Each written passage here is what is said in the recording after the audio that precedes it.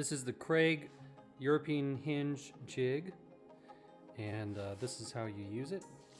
I just use the Kreg clamps here, clamp it to my door, and figure out how far over I want the hinge to be. There's a nice ruler right on the jig, so I set mine right at 3.5 inches, which is where I want it to be, usually about what I do. And then you attach the bit to your drill, and it comes with this collar right on it. And I've used this drill bit for probably a couple hundred doors at this point. And then you close the collar right, it locks right in there just with a half turn. It has adjustments for the distance you want the hinge to be mounted away from the edge of the board. I've never changed this away from 3 millimeters. That's what I've used for all my bloom hinges and my rockler hinges here that I'm using.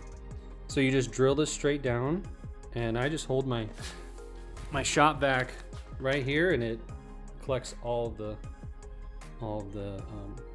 clippings from the drill. So.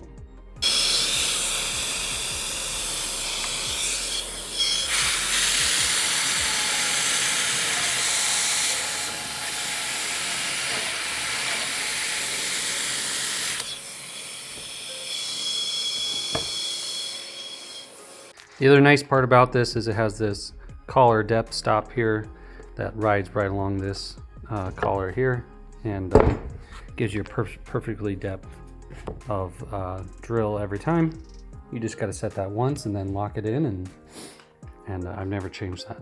And you just come back in with a I think this is a 5/64 bit drill bit, fits right in these holes. And then the nice thing is this is a 1/2 inch here, and I got a 3/4 inch door, so I just set my drill bit to inch out of the collar, and then just drill away.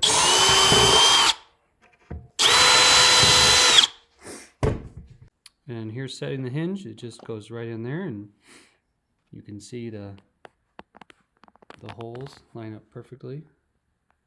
They're actually a little bit of an offset, so it'll actually suck the hinge in this way just a little bit. Gives it a nice square secure attachment.